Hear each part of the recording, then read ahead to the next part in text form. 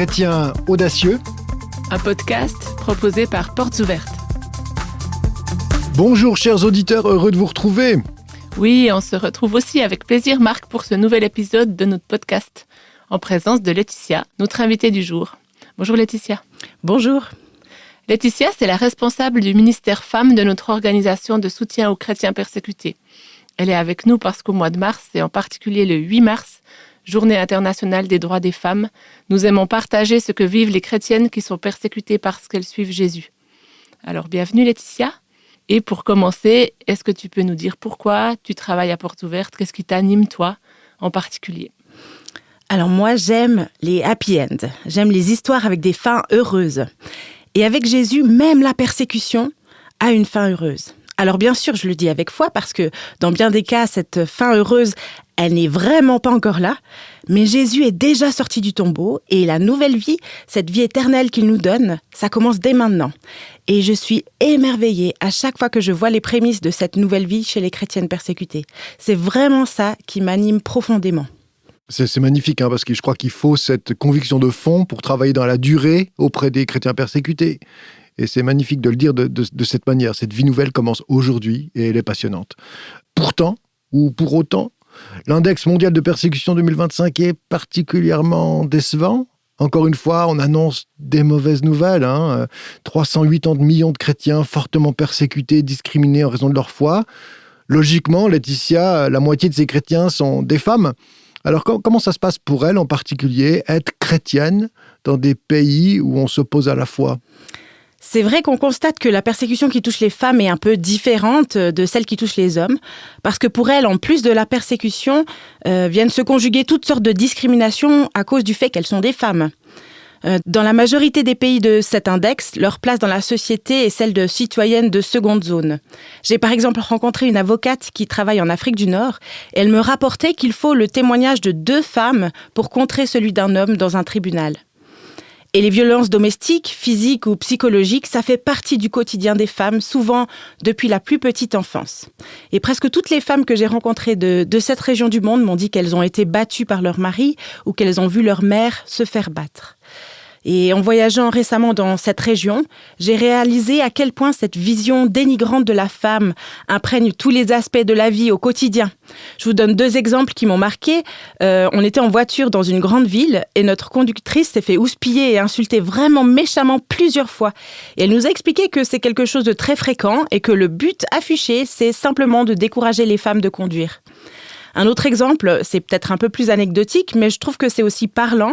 J'ai systématiquement comparé les toilettes des hommes et des femmes dans les restaurants et les hôtels que j'ai visités. Et toutes les toilettes des femmes, sans exception, étaient plus petites, plus sombres ou plus éloignées. Alors c'est un détail, les toilettes. Mais imaginez grandir dans une telle culture où tous les aspects de la vie quotidienne montrent clairement qu'une femme a moins de valeur qu'un homme. Dans certains pays, on dit même qu'une femme a moins de valeur qu'un tapis. Alors, quand on ajoute à ça les stigmates de la persécution, on réalise que c'est sûr, la vie est particulièrement difficile pour les chrétiennes dans ces pays. On parle de double persécution. La peine, c'est déjà d'être une femme, et en plus, être une femme chrétienne ajoute à ta peine. Une femme a moins de valeur qu'un tapis. Tu dis, Laetitia, peut-être la femme est elle-même le tapis de ces messieurs. Elles sont donc si peu considérées, c'est terrible, Et c'est vrai que dans différentes parties du monde, devenir chrétienne peut coûter sévèrement.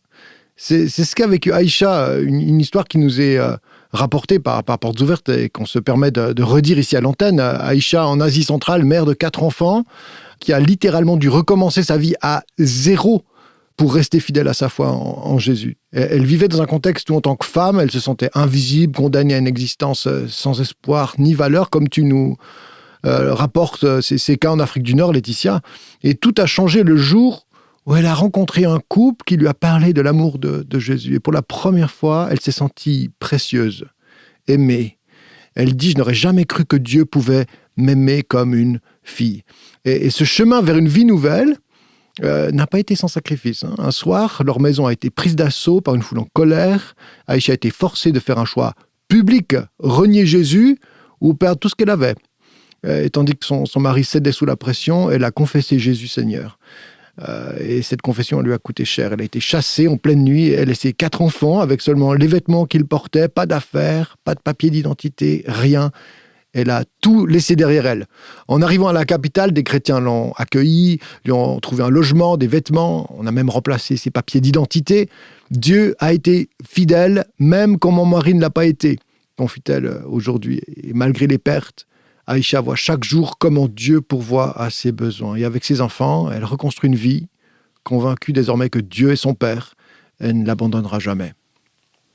Cette histoire d'Aïcha, elle nous rappelle qu'il existe des femmes, il existe des hommes aussi, mais des femmes, dans cette histoire-là, prêts à tout perdre pour suivre Jésus. Et qu'en lui, même au milieu des plus grandes pertes, il est possible de tout recommencer. C'est quand même impressionnant ce qu'elle dit. Dieu est fidèle, alors qu'elle vient de tout perdre, et vit sans son mari, avec ses 4 enfants, dans une ville inconnue. On se projette dans cette réalité, pas sûr qu'on dise Dieu est fidèle à ce moment-là. Et le début de son nouveau départ, c'est « Je n'aurais jamais cru que Dieu pouvait m'aimer comme une fille ». Ça, c'est le début de tout. Oui, c'est souvent ça le point de départ quand une femme découvre la valeur qu'elle a aux yeux de Dieu. Et ça change tout. On voit Jésus a donné une place unique aux femmes dans le royaume de Dieu. On le lit partout dans les évangiles. Et il me semble qu'effectivement, dans ce royaume, les derniers sont les premiers. J'aime bien l'histoire dans Jean 20, les versets 16 et 18, qui montre un peu ça. Quand Jésus vient de ressusciter et la première personne à laquelle il choisit de se montrer, c'est une femme. Je vous lis ce passage. Jésus lui dit « Marie ». Elle se retourna et lui dit en hébreu « Rabouni », c'est-à-dire « maître ». Marie de Magdala alla annoncer aux disciples qu'elle avait vu le Seigneur et qu'il lui avait dit ces choses. Marie de Magdala, c'est la première personne à voir la résurrection en chair et en os et à annoncer l'évangile, la bonne nouvelle de Christ ressuscité. Quel honneur pour une femme, non ? Alors, c'est vrai qu'il y a un grand décalage entre cette place d'honneur que Jésus donne aux femmes dans la Bible et la culture aujourd'hui dans de nombreux pays. Pour certaines femmes, à leur conversion, il y a un long chemin pour découvrir leur véritable identité et leurs valeurs. Il s'agit vraiment de repartir à zéro par rapport à tout ce qu'elles ont appris, tout ce qu'on leur a dit, et ça peut prendre du temps. Ça doit les déstabiliser, ça, non ? Parce qu'elles vont continuer à vivre dans un environnement qui, lui, n'aura pas changé. Est-ce que toi, tu as rencontré des femmes comme ça ? Comment est-ce qu'elles vivent cette transformation intégrale, comme effacement du disque dur culturel ? Alors, toutes les chrétiennes que j'ai rencontrées vivent ça, mais c'est vrai, pas toutes dans la même mesure, c'est sûr. Je pense en particulier à 2 femmes avec 2 expériences très différentes par rapport à cette question. La première, c'est Ludmila. Je ne l'ai pas rencontrée elle, mais j'ai rencontré son mari. Les 2 sont de chrétiens d'arrière-plan musulman. Son mari est devenu pasteur après sa conversion.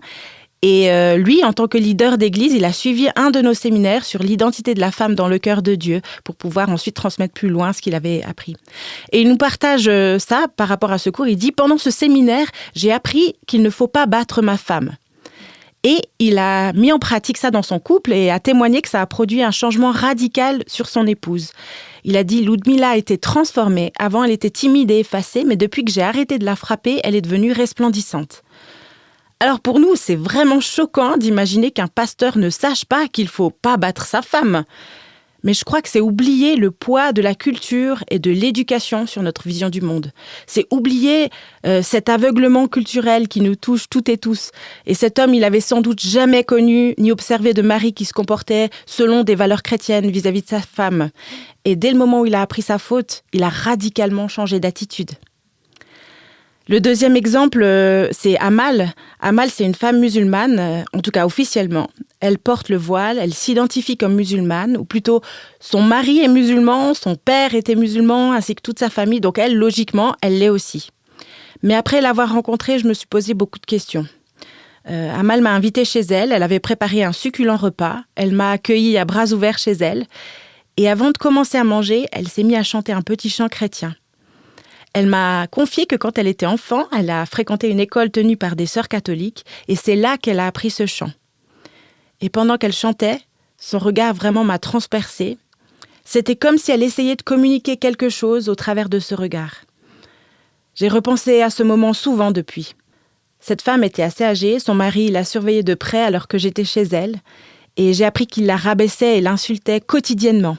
Toute sa vie, elle a probablement connu le mépris, le fait d'être considérée comme sans importance par rapport aux hommes de sa famille, le fait de ne pas pouvoir choisir quoi que ce soit pour elle-même. Et dans ces circonstances, je ne suis pas sûre si elle a conscience qu'elle peut choisir Jésus. Alors ma prière, c'est qu'Amal réalise que c'est Jésus qui l'a choisi. Après qu'on a mangé le repas, j'ai pris Amal dans mes bras pour la remercier et j'ai demandé à Dieu que ce ne soit pas mes bras, mais les bras de Jésus qui viennent l'embrasser à ce moment-là.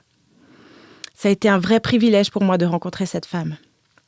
Alors c'est 2 exemples très différents, mais qui montrent cette nécessité de repartir à zéro pour découvrir notre vraie identité en tant que femme, notre vraie valeur aux yeux de Dieu. Laetitia, tu témoignes d'une grande bonté et d'une grande sensibilité dans la rencontre de ces femmes, et ton expérience compte. Selon toi, d'après ton vécu et ces voyages, ces rencontres, qu'est-ce qui peut aider ces femmes de valeur à garder le cap sur ce chemin de découverte? Elles partent de zéro dans leur estime, dans leur identité, dans leur rencontre avec le Seigneur. Quels sont les jalons de ce chemin qui les conduisent vers la liberté? Pour moi, un des éléments clés, je crois, c'est de réaliser que c'est Jésus qui les a choisis, que c'est lui qui a fait le premier pas, c'est lui qui vient à leur rencontre, c'est lui qui nous aime le premier. Et je pense que c'est une des raisons pour lesquelles Jésus se révèle si souvent par des rêves, en particulier aux femmes musulmanes. Et puis je pense aussi que l'Église joue un rôle important. La communauté de chrétiens doit montrer une attitude différente vis-à-vis des femmes que celle de la société qui les entoure. Et c'est pour cette raison que les formations sur la valeur des femmes qu'on propose dans de nombreux pays, pour moi, elle est vraiment super importante. Et moi, je trouve que c'est intéressant à t'entendre. J'ai l'impression qu'il y a des liens à faire entre la situation de ces femmes en contexte musulman et nous, chrétiens, chrétiennes occidentales, vivant dans une culture de plus en plus laïque. Marc, on en a déjà parlé dans notre podcast de ça, de notre identification à des réalités de chrétiens et chrétiennes persécutés. Oui, c'est vrai. Tu fais une bonne observation. On a souvent parlé de ces allers-retours avec l'Église persécutée. Et lorsque vous parliez tout à l'heure de faire table rase des principes qui guident nos vies, il y a un principe valable pour nous aussi, hommes et femmes, en Occident, bien sûr. Quand on devient chrétien, des choses changent impérativement avec le temps. C'est peut-être pas a priori qu'on a toutes les révélations des changements à venir, mais à d'autres niveaux peut-être que lorsqu'on vit la persécution en Occident aussi, quand on choisit Jésus ou quand Jésus nous choisit, qui nous invite à sa suite, on revoit nos priorités, on s'interroge sur notre culture, soit pour la transformer ou s'en détourner. Notre cœur est investi dans cette transformation des choses intérieures et extérieures à nos vies.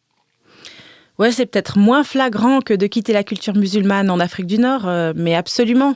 Suivre Jésus ici, ça implique aussi de faire tabula rasa. Et il y a des principes qu'on doit remettre en question dans notre culture aussi. Je pense notamment à cette idée que ici on dit on doit se définir soi-même. Il faut regarder au fond de son propre cœur pour découvrir qui on est vraiment. Ou que personne ne te connaît aussi bien que toi-même. Et je crois que ce principe est faux. Si nous sommes créés par Dieu, personne ne nous connaît aussi bien que lui. Et c'est vers lui qu'on doit regarder pour savoir qui on est, pour découvrir notre vraie identité, notre vraie valeur, nous aussi. C'est vrai qu'on a tout rabattu à ce qu'on imagine être ou à ce qu'on ressent être même, au point d'être devenu très fluide. Mais regarder au Christ nous impose un canevas finalement, une identification à qui il est et lui. Être vraiment humain, homme et femme, c'est lui ressembler. Donc ça donne un cap. Très intéressant ce que tu nous rapportes aussi sur les changements de nos vies en lien à cette identification au Christ. Et puis, je trouve intéressant aussi de voir que déjà dans la Bible, il est question de cette transformation ou ce fait de repartir complètement à zéro. Ça me rappelle 2 Corinthiens 5, 17 à 21. Ainsi, celui qui est uni au Christ est une nouvelle créature. Ce qui est ancien a disparu. Ça me rappelle vraiment ce dont on vient de parler. Mais après, dans le texte, ce qui est nouveau est déjà là. Tout cela est l'œuvre de Dieu qui nous a réconciliés avec lui par le Christ et qui nous a confié le ministère de la réconciliation. On revient toujours au Christ. Oui, c'est lui notre vie nouvelle. C'est lui qui donne la vie nouvelle, mais ce n'est pas une vie extérieure à nous-mêmes. Quand on considère le Christ comme extérieur, c'est une relation que je poursuis avec le Christ, où je travaille pour le Christ, où le Christ est quelqu'un, mais qui reste extérieur, une relation, certes proche et personnelle, mais tant que le Christ n'est pas celui qui me fait vivre, tant qu'il ne devient pas ma vie, moi je crois qu'on manque à l'appel de cette vie nouvelle. La vie nouvelle, c'est pas quelque chose d'extérieur à nos cœurs, c'est quelque chose qui vient précisément imprégner nos vies et remplacer l'ancien par le neuf. Alors il est déjà là, le Christ, par l'Esprit, et c'est cette vie nouvelle qui va nous poursuivre jusque dans l'éternité. Laetitia, tu commençais tout à l'heure ce podcast en nous parlant de cet amour des fins heureuses avec le Christ, en effet. La fin est heureuse. C'est vrai, et on voit déjà ça dans la vie de ces femmes qui sont déjà transformées, qui sont sur ce chemin. Et moi, c'est ce que je trouve génial. Alors si on est appelés, nous aussi, à la réconciliation, comme on a été réconciliés avec le Christ, c'est le début d'un programme pour nous à mettre en pratique. En tout cas, on vous laisse avec ces quelques réflexions et pistes d'action, chers auditeurs, et on espère qu'elles pourront vous aider à aller de l'avant dans votre relation avec Jésus-Christ. N'hésitez pas à vous informer sur la situation des chrétiennes persécutées, chers auditeurs, au masculin et au féminin. On espère qu'elles pourront vous aider à aller de l'avant dans votre propre relation avec Jésus-Christ et vous donner un cœur, comme on l'a entendu tout à l'heure, pour l'Église persécutée. On mentionne encore le site internet du ministère qui est conduit, porté par Laetitia, au sein de Portes Ouvertes. Alors, www.portesouvertes.ch/femmes au pluriel. Merci en tout cas Laetitia d'avoir passé ce moment avec nous. Tu reviens quand tu veux. Avec plaisir. Ça nous a plu, nous, de passer un moment avec Laetitia ce matin. J'espère que ça vous a plu à vous aussi, chers auditeurs. Alors, si c'est le cas, abonnez-vous à notre podcast pour ne pas rater les prochains épisodes et commentez cet épisode, partagez-le autour de vous. Avec Marc, on vous retrouve le mois prochain. À bientôt. Bye bye. Merci Laetitia. Ouais, merci, au revoir.